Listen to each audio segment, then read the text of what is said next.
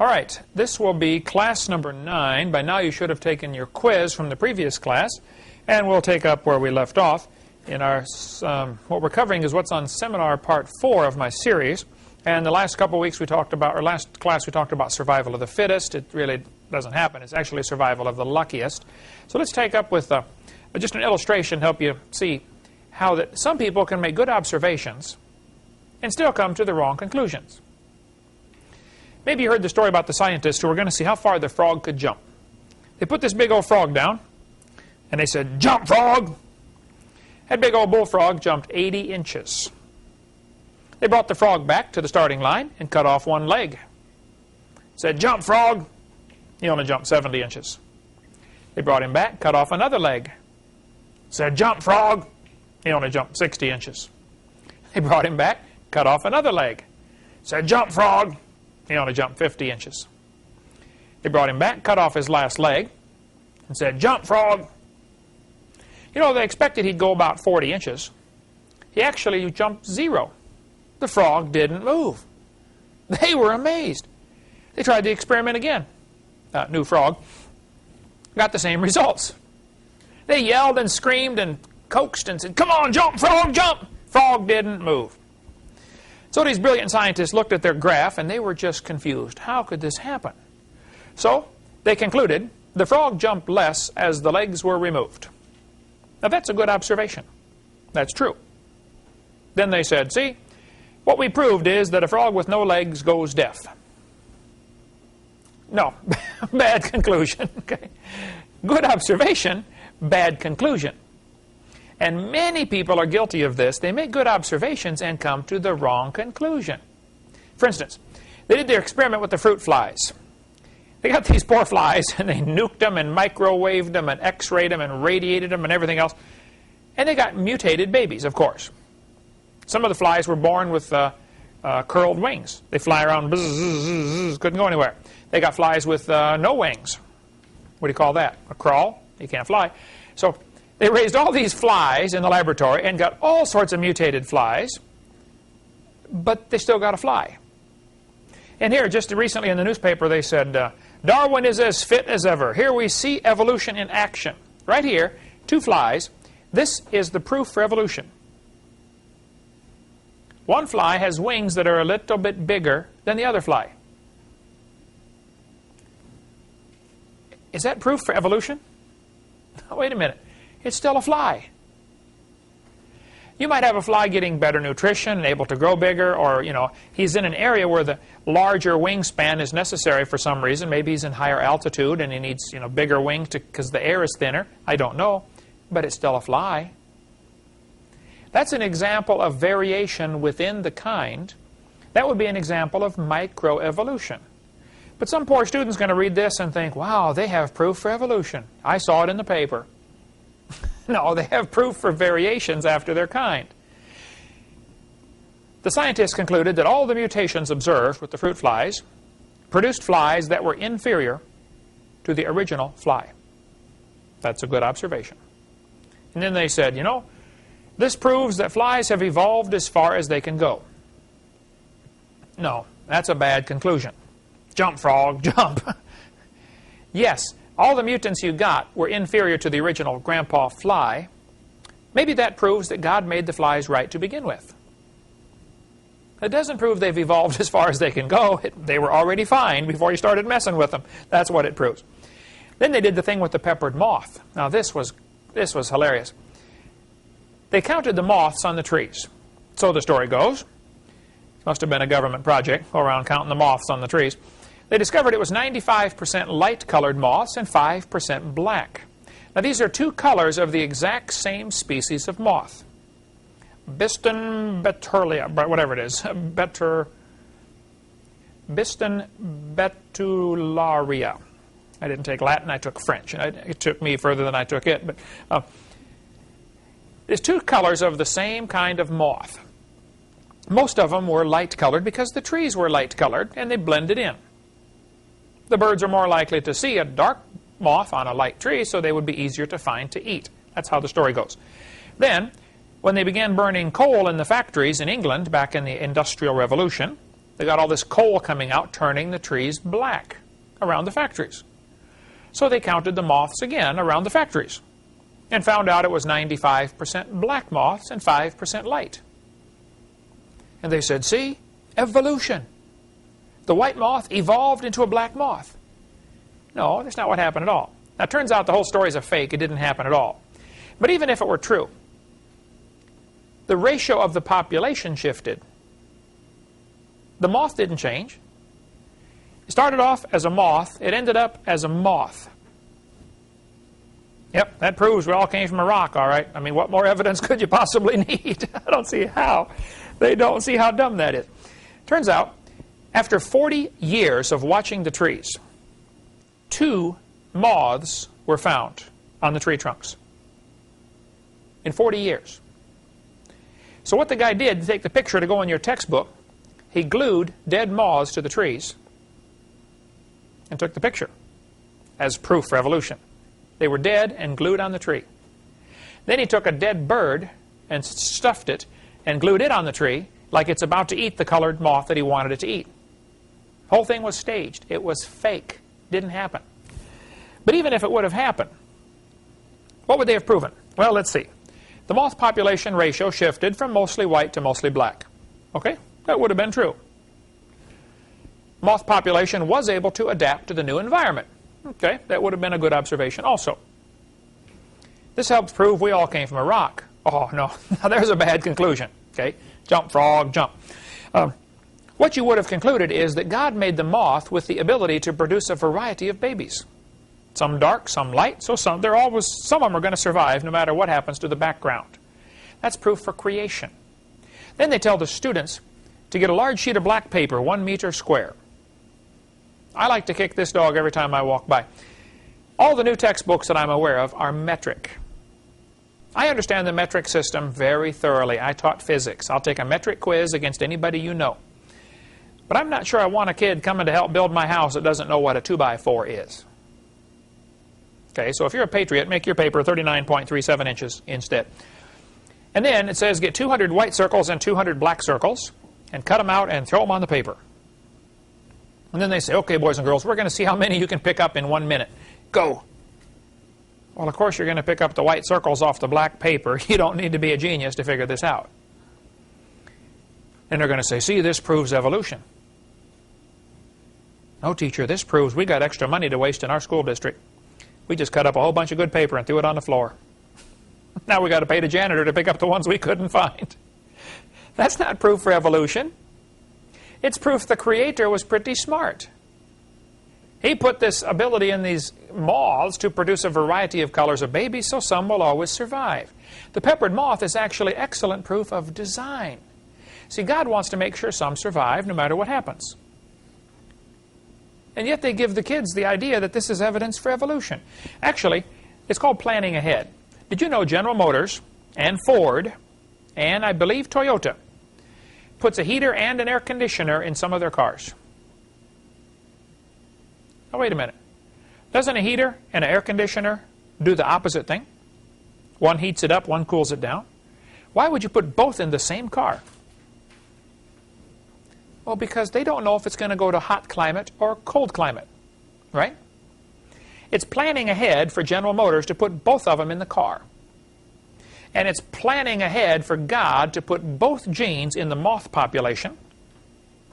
So if it lands in an area where dark survives better, okay, then the dark ones survive. If it lands in an area where light ones survive, then the light ones survive. That's not evolution. That's planning ahead. Now look at this sentence carefully. This textbook, right here, Holt Biology, is absolutely loaded with evolution propaganda. They tell the kids, we're going to learn to think critically. Now look at this sentence carefully. This is the book used at, you go to Woodham? Woodham uses this book. Okay? They tell the kids, think critically. Do you think humans are still evolving? Now what kind of question is that? That's one of those questions like, have you stopped beating your wife yet? Oh, wait a minute. If I say yes, I'm admitting I did. If I say no, then I'm still doing it. That type of question cannot be answered with a yes or no. The question assumes you were beating your wife, right? So the question says, have you stopped beating your wife yet? What if you never did? How can you answer this question? Go back and look at the question they asked the kids in high school. Do you think humans are still evolving?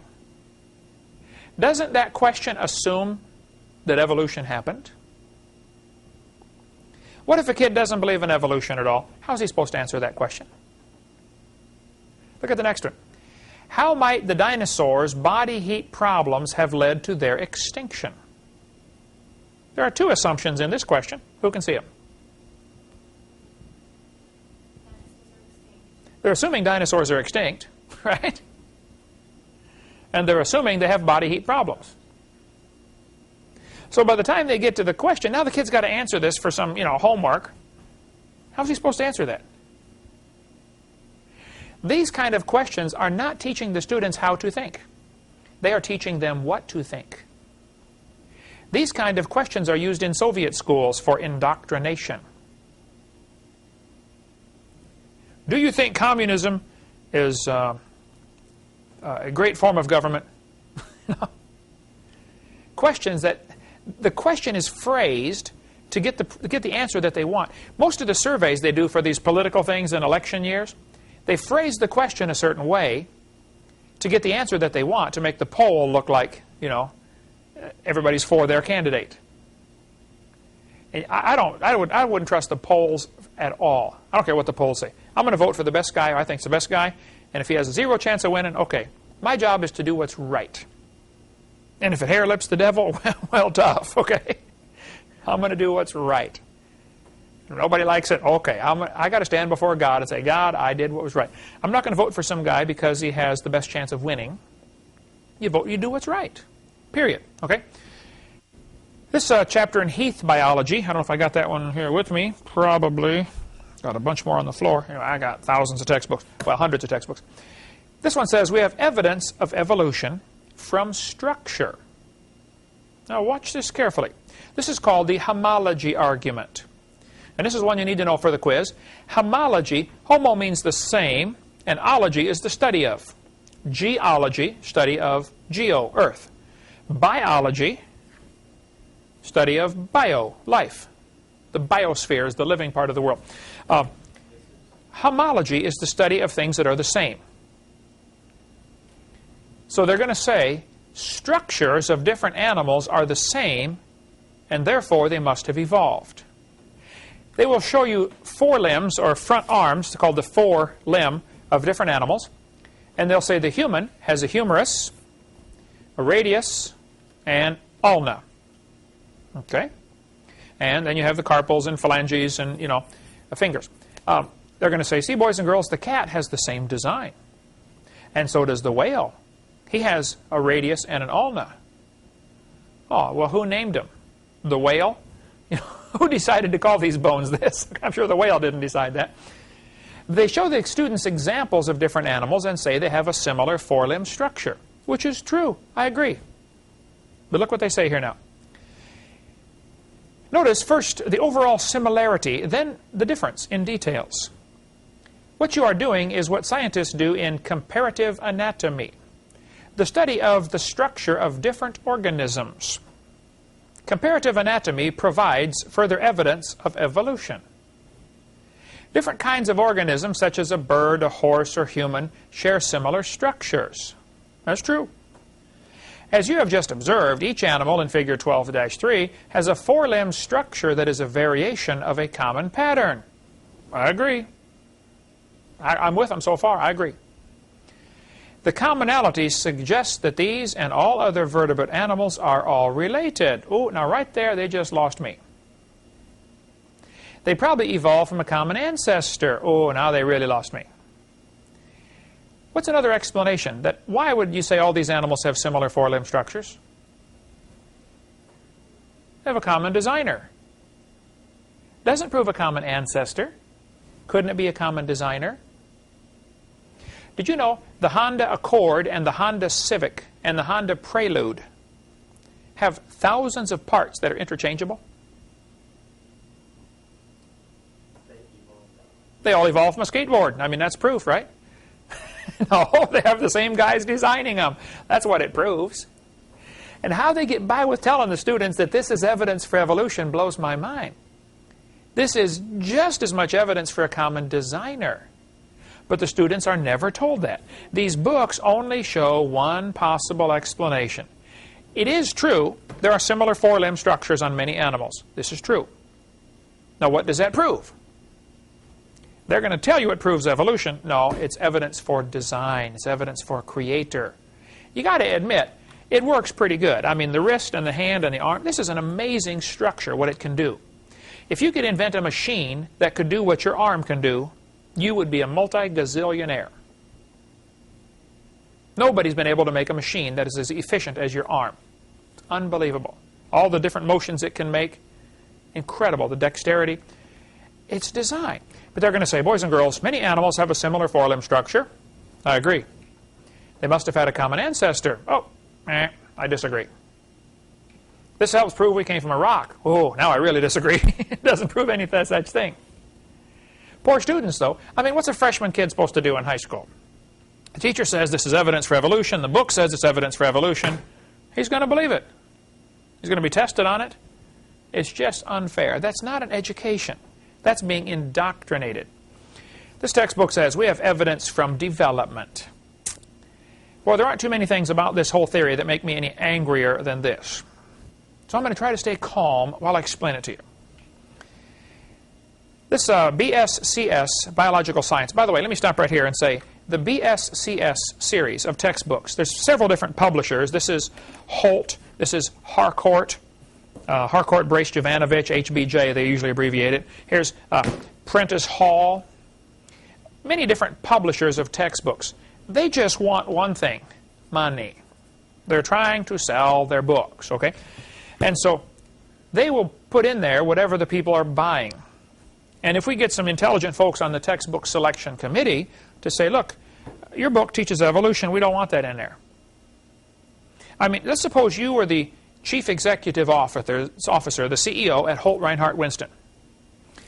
And you started getting letters from all across the country from people on school boards and said, look, we did not buy your book this year because you have too much evolution in it. Well, what are you going to do next year? You take it out. But see, the Christians are busy going to church and singing praises, and we should be, okay? But the humanists, there aren't very many of them. 6 to 10% of the population is atheistic, that's all.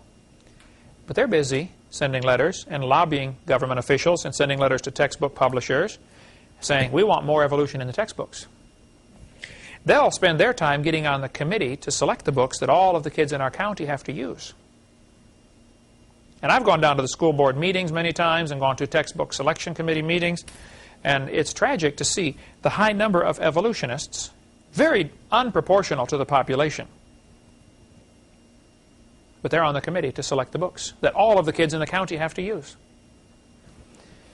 Anyway, BSCS is one of the worst there is as far as teaching evolution. If you have an opportunity to choose between books, that would be the last one I would choose. Anything published by the BSCS Corporation. Okay, this was clear back in 1978, but look what this book says. The similarity between early stages in the development of many different animals helped convince Darwin that all forms of life shared common ancestors. This is called the embryology argument for evolution. Here's Merrill Earth Science 93 edition. They show the little folds of skin under the chin of this embryo, a baby developing inside the mother. And then it says it has gill pouches. Now hold it. Are those gills? You know, a fish has gills so he can breathe in the water. Those are not gills. If you want to memorize how evolution supposedly happened, just look at right there on the word farm. F-A-R-M. It's an acrostic. Fish, amphibian, reptiles, mammals. They say fish evolved first and then slowly became amphibian. Amphibian means it has two lives. It lives in the water part of its life and then it lives on land part of its life. Okay? Then fish, amphibian, reptiles, lizards, etc. And then finally they turned into birds and mammals. So just the word farm, F-A-R-M, will help you memorize the order of how evolution supposedly happened. So here they're saying the human embryo has gills like a fish. What they're going to teach here, this embryology argument, you can see the word there, embryology, the study of embryos. They're going to say that the embryo in the mother goes through those 4 stages before it becomes a human. So when it first starts to grow, it's actually in the fish stage with gills. Those are not gills, okay? This whole thing is a lie. Those little folds of skin actually develop into bones in the ear and glands in the throat. They never have anything to do with breathing. They are not gills. They're not even vestigial gills. They're just a little fold of skin. That's all they are. I've seen fat people that have 5 or 6 chins. They cannot breathe through any of them except the top one. Okay, those are not gills. They're just folds of skin, that's all. What happened back in 1860? This man, Ernst Haeckel, you need to know his name. Write this down. Ernst Haeckel. He was an embryology professor. He taught at the university in Germany, a university called the University of Jena, J-E-N-A. Ernst Haeckel was an embryology professor. Students would take his class and they would study embryos of different animals. You cut open the fish and take out the undeveloped fish eggs, and then you look at them under the microscope and you study the different animals in the embryonic stage to see how they develop. A very fascinating study, by the way. Ernst Haeckel taught this stuff at the University of Jena. Then in 1860, he read this book, Charles Darwin's book. This book came out in 1859. Now, in 1859, Russia was still controlled by a czar, 1850s, 1860s. Yeah, up until 1917. You know who the czar was in doesn't matter, 59, I wouldn't know. But during the 1850s, slavery was still going on here in America. When did the Civil War start? 1861. So in 1859, when this book came out, we still had slavery. The title to the book is The Origin of Species, but there's more to it. The Origin of Species by Means of Natural Selection, or the Preservation of Favored Races in the Struggle for Life. See, Darwin was a racist. We'll get into more of that later. He thought there are favored races. One race must be better than the others. And Ernst Haeckel read this book. Now, Ernst Haeckel was in Germany. Guess what happened to the Germans over the next 70 years? They became what they thought was the master race. And this book had a very profound influence on the rise of Adolf Hitler. He thought the blonde-haired, blue-eyed Norwegians and Germans were superior. They were the Aryan race. And this book started all that thinking. 1860, Ernst Haeckel read this book, and it changed his whole philosophy of life. Darwin predicted in his book that they would find evidence for his theory. All he did was come up with a theory. He said, I think all life forms have a common ancestor. Well, where's the evidence? There was none. After 9 years, Ernst Haeckel started getting worried. I like this theory, I like evolution, but I don't see any evidence. I think I'll make some. Ernst Haeckel took a drawing of a human and a dog embryo. This is 4 weeks after conception. He changed the drawings and made them look very similar. Here are his fake drawings. He lied. He enlarged the head on the dog, and he decreased the size of the head on the human. He changed the eye details. He changed all sorts of things. Notice how similar they look. I'll back up one and show you. There's the actual drawings. If you take time to look at the actual drawings, the right ones, compared to his, you'll notice all sorts of changes. There they are, one on top of the other. He lied, basically. Ernst Haeckel actually did this with quite a few different animals. He made the drawing of a human, of a salamander, of a fish. Look how the very top row here, all of them look very similar, don't they? He made a gigantic poster of this drawing and traveled all over Germany and held seminars on evolution to prove the evolution theory. Because remember, Darwin's book came out in 1859. He read it in 1860. 1869, he started traveling and speaking on evolution to try to promote the theory. We ought to believe in this theory because here's the proof. Poof, up comes this big chart. See, look at that. All the animals are similar in the embryonic stage. And he said that proves that the human starts off as a fish. And then it becomes an amphibian. Then it becomes a reptile. And finally becomes a human, and it's born after 9 months. Well, now, hold on just a minute. This professor from St. George, Richardson from St. George Hospital Medical School in London said just a couple years ago, a set of 19th century drawings, that's Ernst Haeckel's, that still appear in reference books are badly misdrawn, says an embryologist in Britain. Although Haeckel confessed to drawing from memory and was convicted of fraud at the University of Jena. Well, that's interesting. That's where he taught. If I understand the details on the story, I may have some of the minor details confused here, but I believe 6 professors accused Haeckel of faking these drawings, so they held a trial at the University of Jena. Professor Haeckel was on trial. He was convicted of fraud. They said, Ernst, you lied. In 1874, Ernst Haeckel was convicted of fraud. Write that date down, 1874. In 1874, the idea that the human embryo has gills was proven false. He came up with this idea in 1869. So for 5 years, people are teaching this. On top are Haeckel's drawings. On the bottom are actual photographs taken by Richardson of the same animal.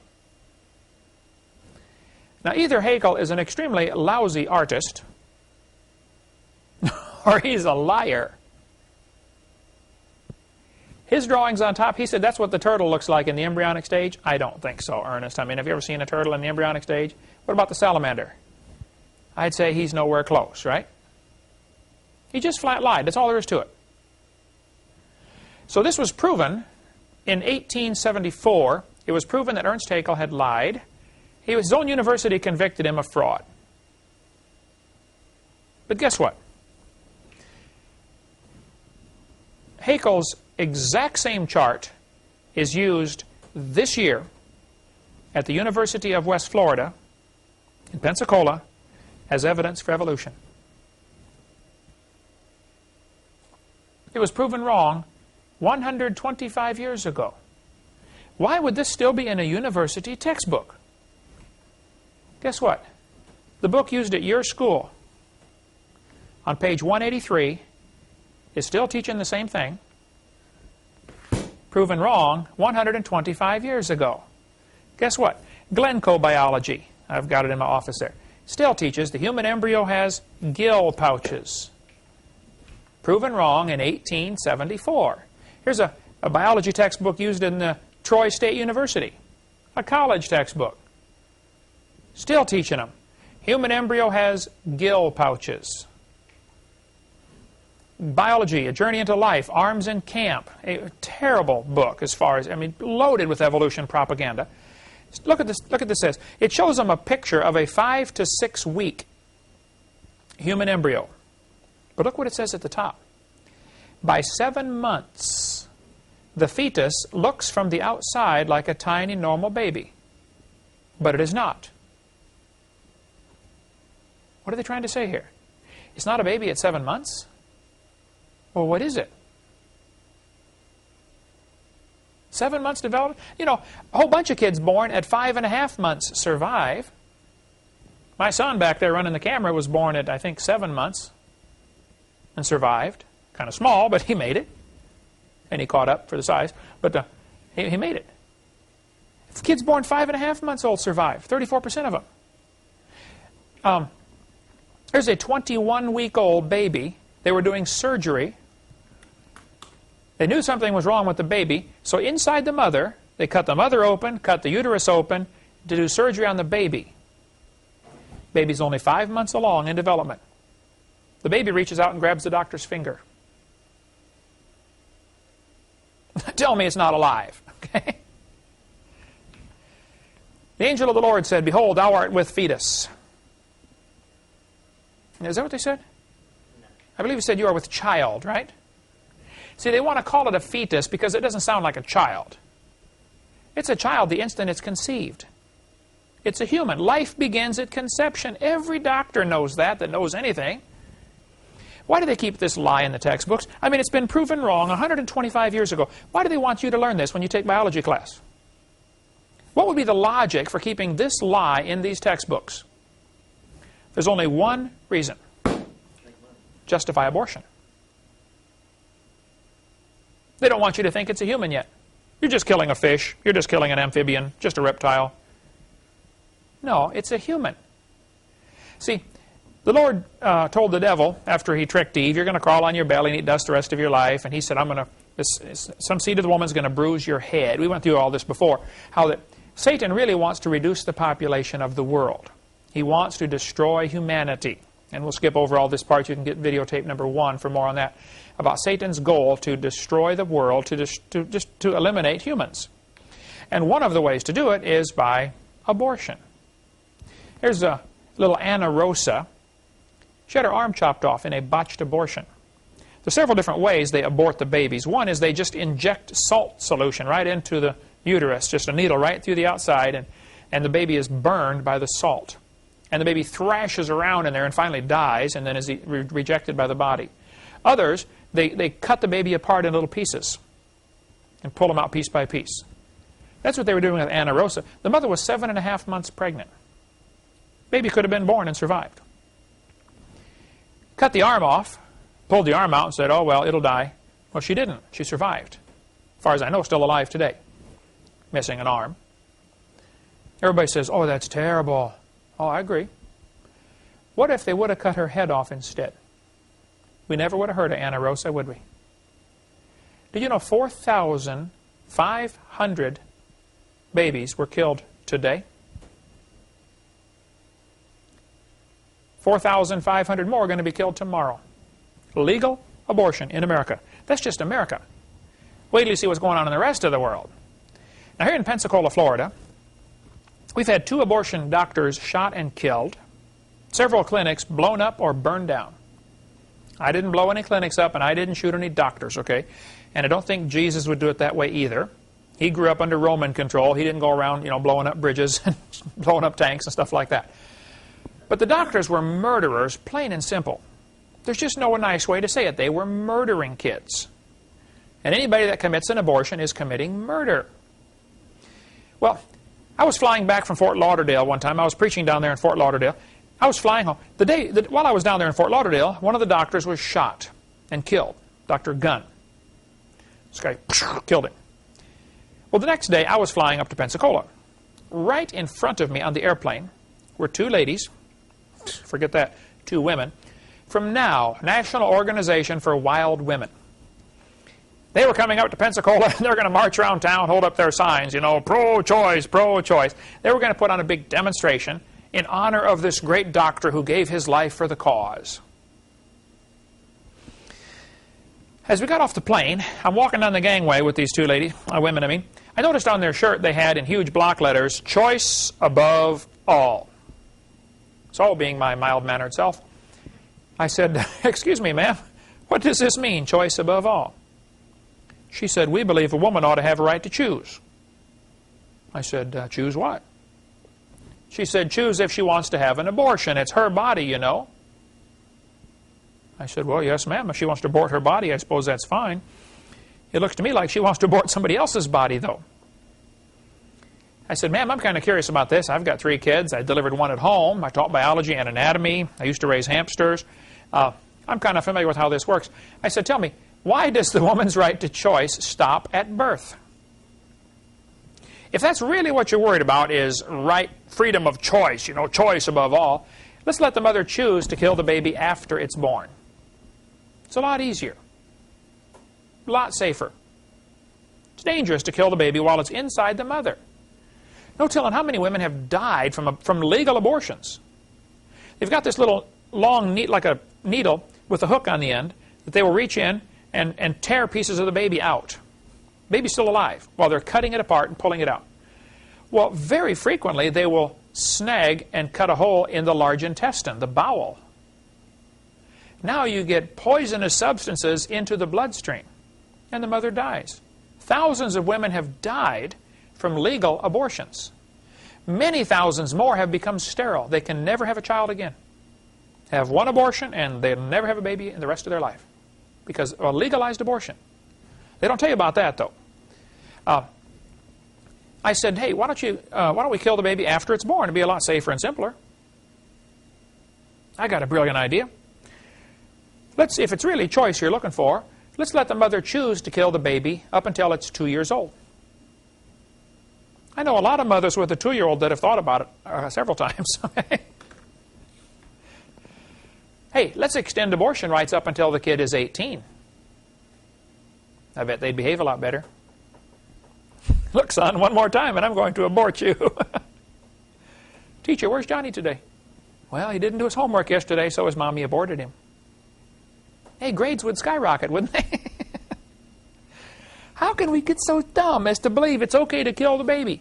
The news media and the textbooks always call them pro-choice. Look at this textbook. Pro-choice and anti-abortion demonstrators in Los Angeles. Now just think about that for a minute. Pro-choice is a nice sounding word. That's a positive. Pro-choice. Anti-abortion is a negative sounding word. This sounds bad. Nobody wants to be put in a classification of people who are anti. It's much more positive to say, I am pro-choice. This kind of rhetoric in the news media and in textbooks is all over the place, okay? And it's designed to make the poor kid going to class think, well, I don't want to be an anti, I'd rather be a pro. It's propaganda, is all it is. How about let's call them pro-death and call us pro-life? How would that be for better names? Much better. You got to watch, or anti-life and pro-life. How's that? When you get into a discussion on abortion, you got to phrase your words carefully. You know, don't say, "Are you pro-choice?" Say, "Oh, are you pro-death?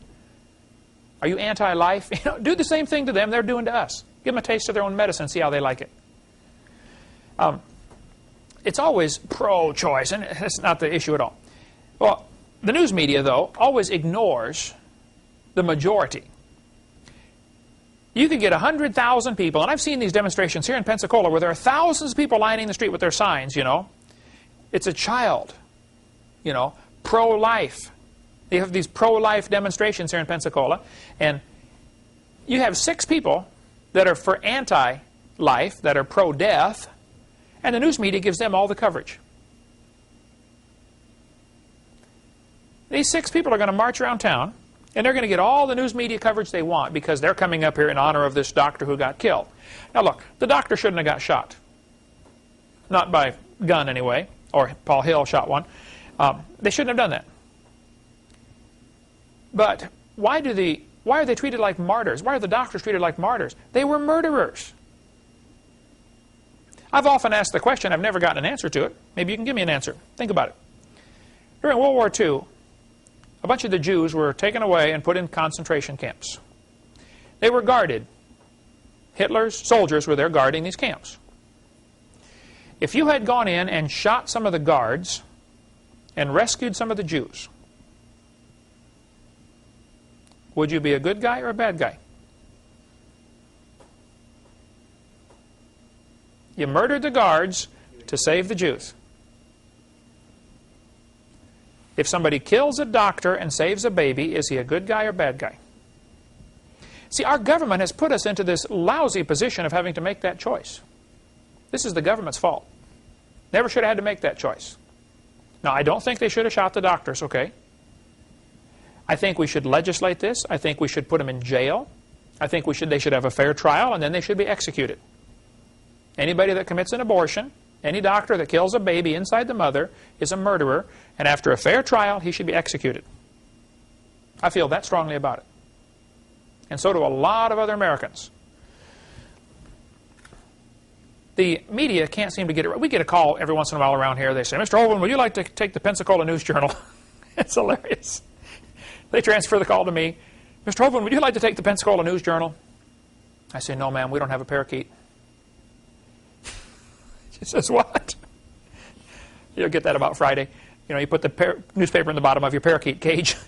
That's all it's good for, in my opinion. I don't want to support the liberal agenda. Here I was waiting for a taxi to take me home, and these ladies, women, I mean, didn't want to talk about this anymore, pro-choice stuff, after I asked them a few questions. So there's this cameraman. He showed up to film the rally. And I thought, wait a minute, come from Chicago to film this rally and there's going to be 6 people? How come when we had 1,000 people lining the streets, you didn't show up to film that rally? 1,000 people against abortion. Where were you guys then? That's why I just can't bring myself to support the liberal media. And I don't care what the news polls say. I'm going to vote for who I think is the best guy. And it doesn't matter at all, whatever the polls say. It's always pro-choice. When the kids got shot in Colorado, remember that? Right away, the news media jumped on the gun control issue. I mean, it was all over. We should have more gun control. The kids broke 18 gun laws when they went in there and shot everybody. Do you think 5 more gun laws would have stopped them? They broke 18 already. What's another gun law going to do? Nothing. Well, let's take up that. We'll take a little break here and cover this section so I can calm down a little bit. And we'll get into more on this news media and abortion, how it ties together, right after the break. Okay, let's pick on the news media just a little bit here. When the kids got shot in Colorado, they jumped on the gun control issue right away. They said, we need more gun control. I think when kids keep getting shot in our public schools, it's time to look at a couple of other questions. Number one, should we have public schools? Maybe they should all be shut down and the kids should all go to private schools. That would solve the problem. You don't hear about kids getting shot in private schools very often. It's in the public schools. Maybe the question we should consider is, since all these kids are getting shot in the public schools, should we keep teaching them evolution, which says there's no God, there are no standards, there's no absolute, there's no right and wrong? That's what evolution teaches. Maybe instead of gun control, we should discuss the issue of evolution. The kids that did the shooting were strong believers in evolution, by the way. Eric Harris and Dylan Klebold are the ones that went around and shot everybody. Klebold's father was a geologist. I suspect he believed in evolution, because most geologists believe the Earth is billions of years old. They believe the geologic column, which is a bunch of baloney. We covered that earlier. So I suspect this had a strong influence on Klebold, on Dylan. Both Eric and Dylan were followers of Nazi teachings. The shooting took place on Hitler's birthday on purpose. They chose that day, Adolf Hitler's birthday, to bring all their guns and bombs to school. They planned this for months, to do this on Hitler's birthday.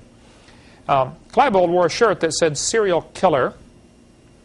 They shot Isaiah Shoals just because he was black. Remember the origin of species by means of natural selection or the preservation of favored races? Nazism, of course, was, we'll get into more of that later, how evolution is the foundation for racism. One race must be superior to the rest. Eric's t-shirt said natural selection. Darwin's read wrath, according to Rocky Mountain News. Where are these kids getting this philosophy anyway? They spoke German to each other in the hall at school, and Harris wore a German Nazi cross. Now, I'm part German myself, 1/4 German and 3/4 Norwegian. I'm not against, I preached in Germany 3 times. But Hitler was loony. Hitler was a strong believer in evolution, and so were these 2 boys. So when a bunch of kids get shot in public school, maybe it's time to analyze what we're teaching these kids anyway. Instead of worrying about gun control, let's talk about evolution, because that's the problem. Maybe the issue is, should certain criminals be publicly executed? How many people have you seen executed in your life publicly? And, I mean, real executions. Probably none, right? Suppose we were raised in the time of Christ in Israel, and did things according to the biblical method, where if a person committed a certain crime, now nobody gets the death penalty unless there are 2 or 3 witnesses, according to the Bible. Some of these people will say, well, what if an innocent man is executed? Well, that may happen today, because some people get the death penalty based on circumstantial evidence. You find their blood at the scene, you find their hair at the scene, you put the pieces together, this guy must have done it, and generally they're right, okay? The vast majority of times, after the trial, they're right. But I suppose in a situation like that, you could get an innocent man executed. The Bible says nobody gets executed without 2 or 3 witnesses. So I suppose if somebody commits murder and all we have is circumstantial evidence, he should get life in prison. If we have witnesses, he should be executed. That would solve all the problem of these folks whining about what if an innocent man gets executed. But in the Bible, if somebody commits a certain crime, he's publicly executed. That makes a big difference. Suppose you had to take your son downtown to Seville Square, Pensacola, because some rapist is about to be executed. Publicly. Tied up to a stake and shot. Or electric chair. Or whatever. It doesn't matter how they do it. What kind of impression is that going to make on that kid? On the way home, Daddy, what did that guy do? Well, son, he did, whatever. You know what's going to go through his mind the rest of his life? I don't want to do that. Right? This guy in France was going to have his head cut off, going to put him up in the guillotine, cut his head off. And they're dragging him up the steps, kicking and screaming. And somebody from the crowd hollered out, do you think this is really going to deter crime? They said, it will for him. It certainly will for him, won't it? Yes, capital punishment is a deterrent to crime. It's always a deterrent to crime for that individual. Every time, 100% of the time.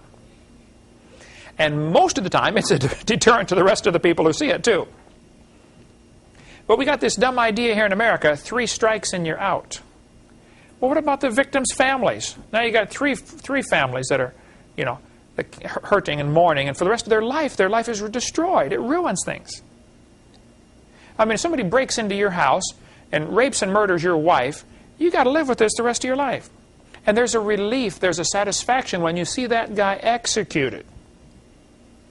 As long as he's locked up in a jail someplace, you're going to be a nervous wreck. And that's not right. That's not the way God intended it. God intended it for the person who commits certain crimes. I mean, read through the Bible. It's all in there.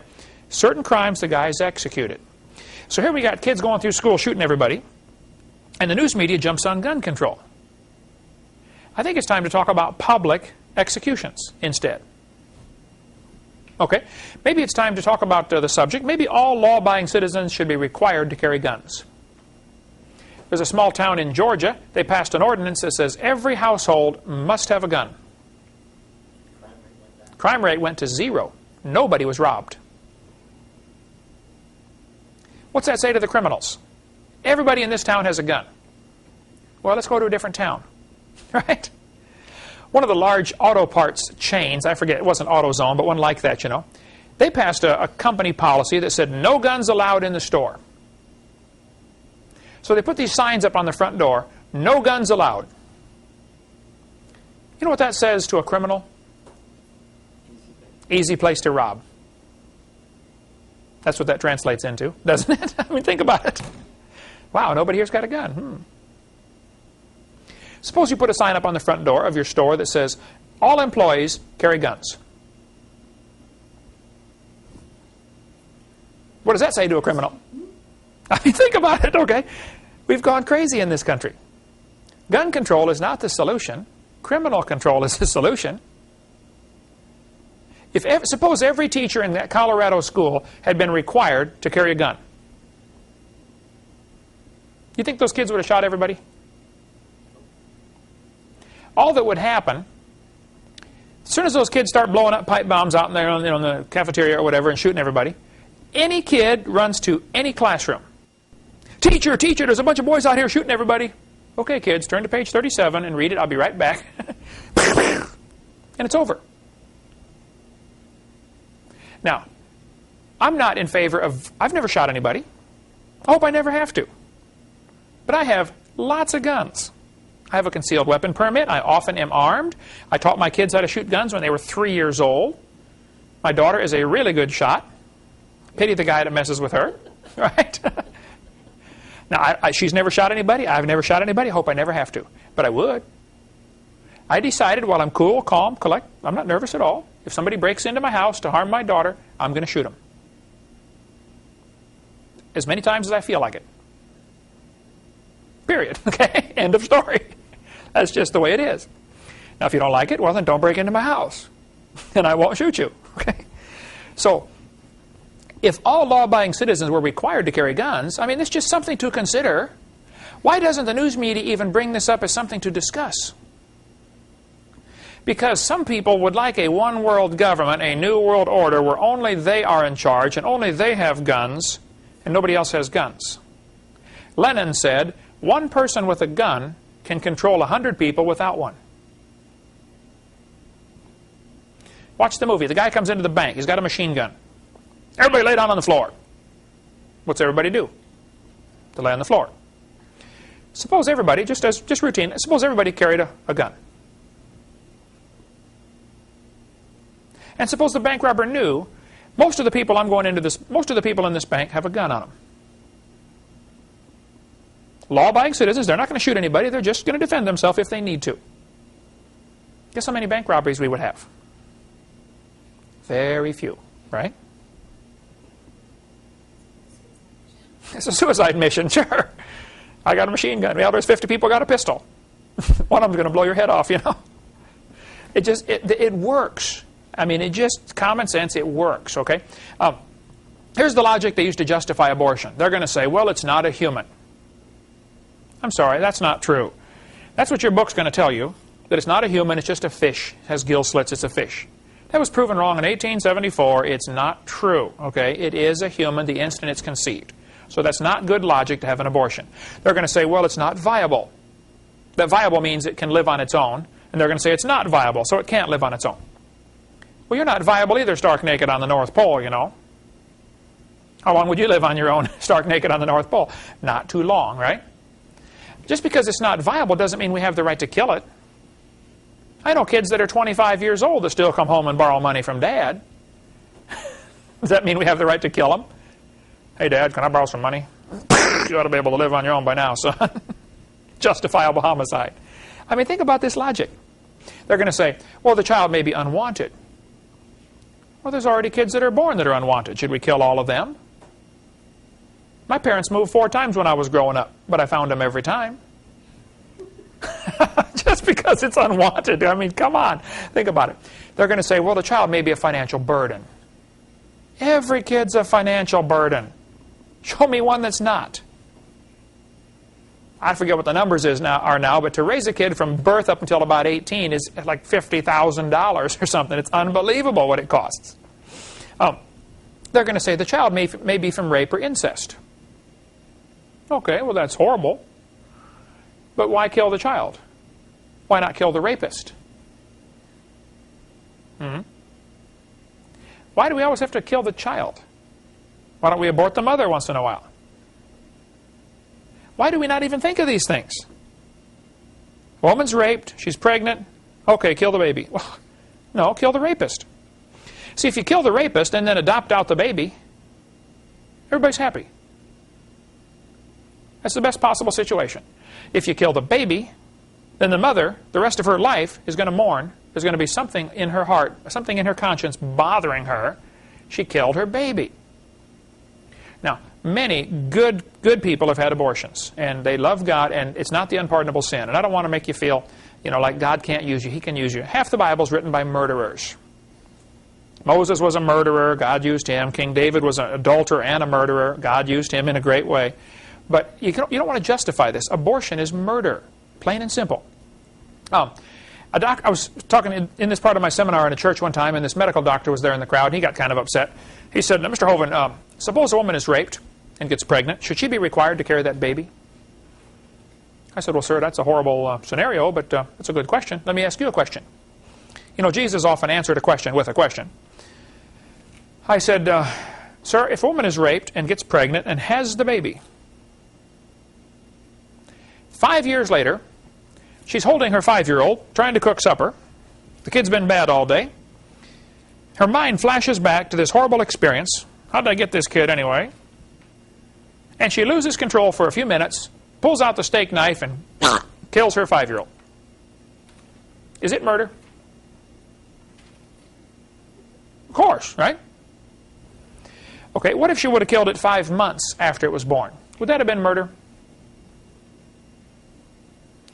I said to the doctor, I said, what if she would have killed it 5 minutes after it was born? Would that be murder? He got real quiet. He could see where I was going. I said, what if she killed it 5 minutes before it was born? Would that be murder? Yep. Rape's horrible. The rapist ought to be executed, not the child. We're killing the wrong one. Okay, we got it all scrambled up. If they say we want free, pro-choice, pro-choice. Okay, let's really choose.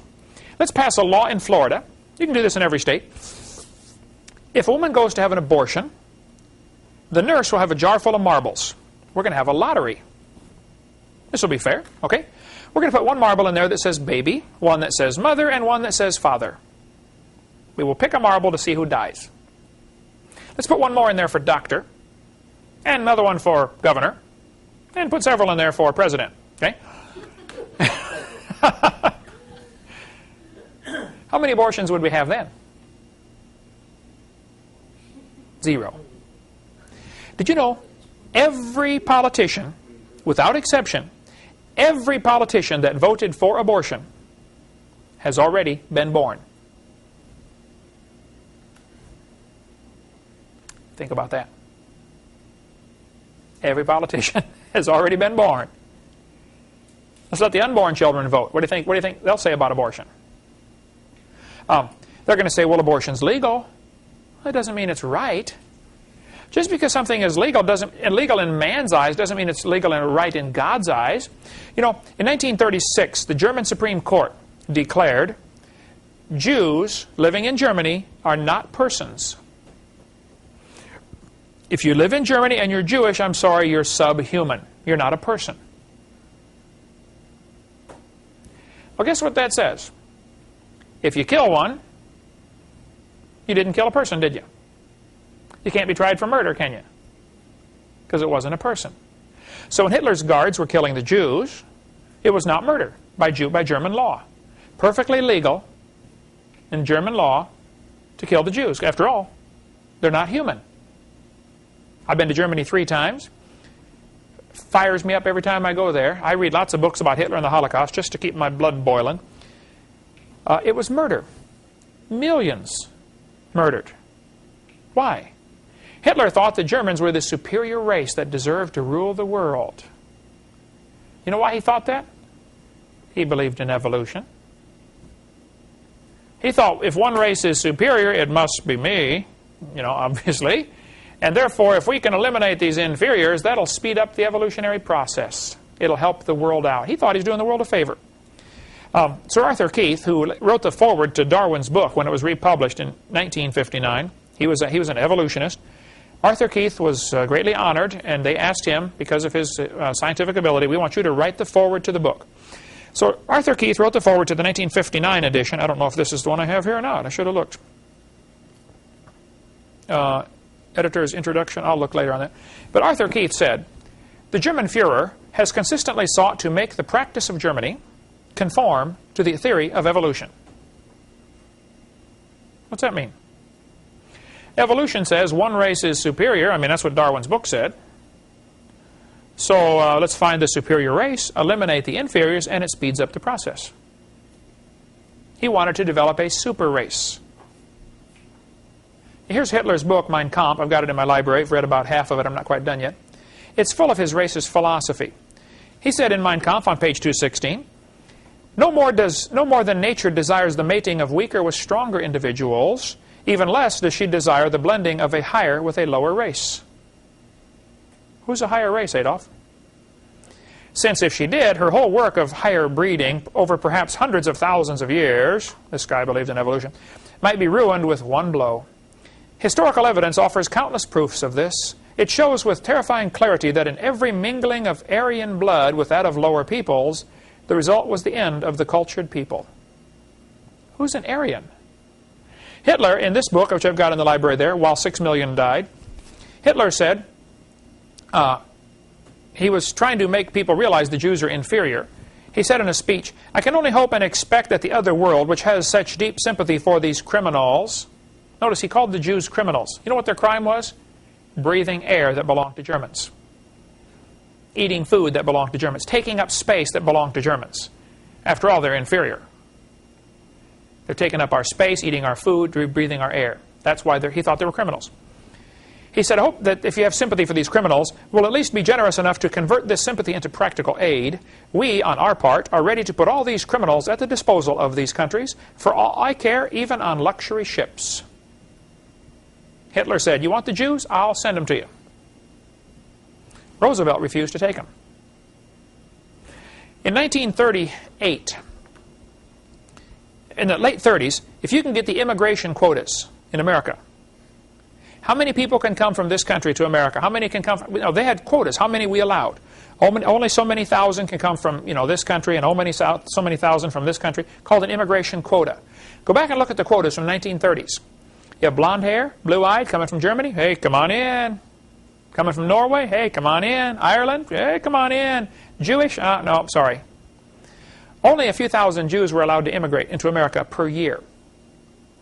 Hitler said, "You can leave Germany, but only take $4 with you." Roosevelt said, "You can come to America, but you got to have $10,000. Well, that makes a little bit of a problem, doesn't it? You couldn't come to America if you're Jewish unless you had, I think it was $10,000.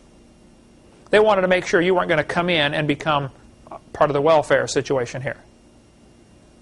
Well, if Hitler says you can leave but only take $4, and America says you can come but only you got to have $10,000, that's a little problem to raise $10,000 in one little short trip across the ocean, don't you think? That's how they stopped him from coming in. One boatload of Jews came to Havana, Cuba. This was before they were communist.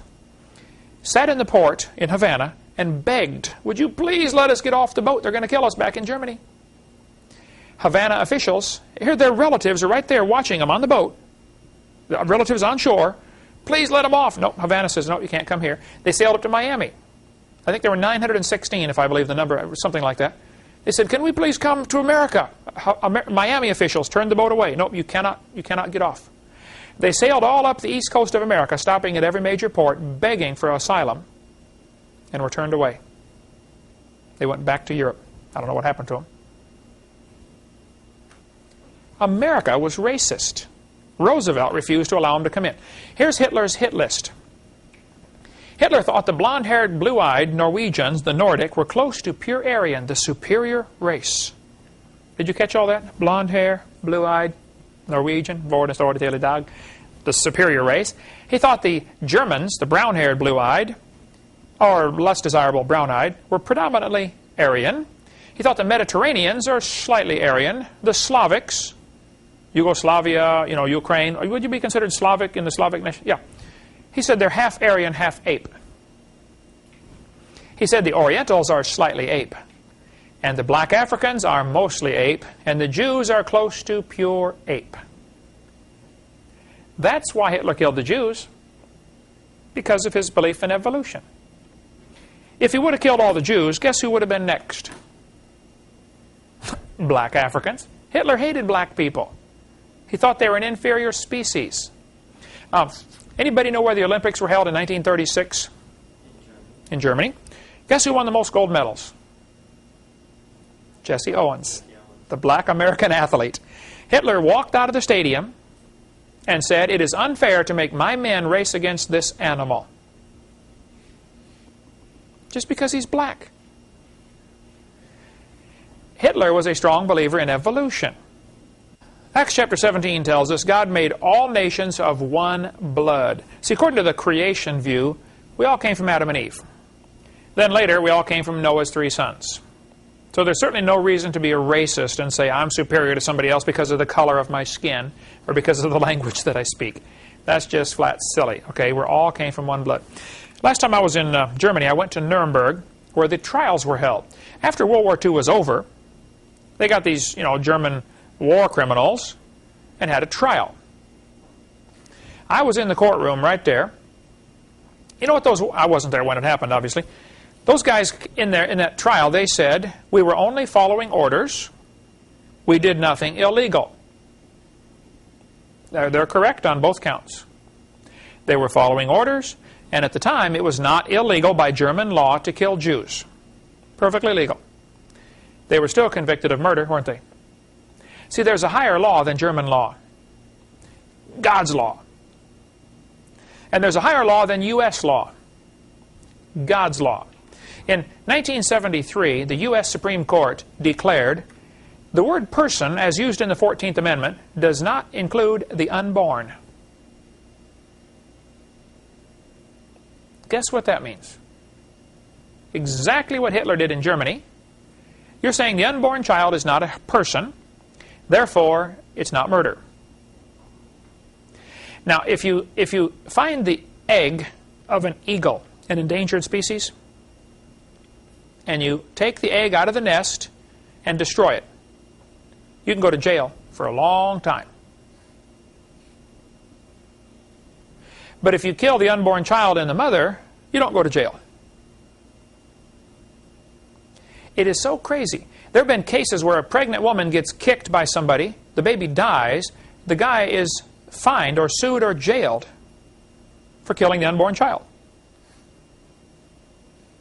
Well, let's get it straight. How our Supreme Court can be so dumb, I don't understand. It's a child the instant it's conceived. I'm sorry, that's just logical. You know, in the Revolutionary War in America, only 25,000 Americans died. 400,000 died in World War II. 38 million have now died in America by abortion. That's the whole state of California. 1,000 million, that's a billion, have been killed worldwide. Each woman around the world now averages one induced abortion in her lifetime, according to Scientific American this year. One abortion per woman. Well, now hold on a minute. I heard that in the Soviet Union the average is 7 per woman. In China, it's mandatory. You're allowed one child. After that, you get pregnant again, go for an abortion. No questions asked. And in China, if you have a son, it's much more preferable to having a daughter. So now they're having just an enormous number of sons born and very few girls. They're going to have one restless population in about 10, 15 years over there. Figure it out, okay? Hey, if he's not alive, why is he growing? If he's not a human being, what kind of being is he anyway? The Bible says, cursed be he that taketh reward to slay an innocent person. And all the people shall say, amen. And abortion is murder, I'm sorry. 6 things the Lord hates. One is hands that shed innocent blood. Anybody involved in the abortion industry? God is angry. Margaret Sanger started a group called Planned Parenthood back in 1916. She thought one of her goals was to eliminate the inferior races. She thought Orientals, Jews, and blacks were inferior. She called them human weeds. We need to pull these weeds out of the garden to let the pretty races, the blonde-haired, blue-eyed Aryans, the desirable races succeed. Same philosophy as Adolf Hitler. Margaret Sanger said in her book, the most merciful thing a large family does to one of its infant members is to kill it. Their motto of their magazine, The Woman Rebel, was no gods and no masters. Birth control was used to create a race of thoroughbreds, according to her magazine in 1921. One of Hitler's doctors wrote an article for her magazine in 1933. Eugenics, sterilization, and urgent need. Eugenics is race control, where, let's say, if somebody is mentally retarded, they should be forced to be sterilized so they can't have any more children that are mentally retarded. If someone has a certain disease, they should be sterilized so they can't have any more children. That's what he was arguing in this article. We should do this. And Hitler did that in Germany. Certain people were mandatory sterilization. Hitler referred to the Jews as a parasite in the body of nations. You read the literature today from the pro-choice crowd, and they refer to the woman's unborn baby as a parasite in the woman's body. Interesting rhetoric, huh? One of their goals was to exterminate the Negro population. But she said in a letter, she said, we don't want the word to get out that we want to exterminate the Negro population. We don't want them to find out about this. But that's one of their goals, was racism. Today they have a Negro president. She got the Humanist of the Year award in 1986, Faye Waddleton. This document came out, we got to quit after this. This document came out in 1952. Planned Parenthood document. Now look at this. How to plan your children. Your questions answered. What is birth control? Is it an operation? They said, no, it's not an operation. Is it an abortion? Look what they said in 52. Definitely not. An abortion requires an operation. It kills the life of a baby after it has begun. It is dangerous to your life and health. It may make you sterile. Boy, they've changed their tune in 40 years, haven't they? Now 300 million of your tax dollars goes to support Planned Parenthood. Killing babies all over the world. Okay, next class we'll take up some more lies in the textbook, and then eventually, hopefully, get to the point of what you can do about it. If you got lies in your books, you're going to learn them starting this week.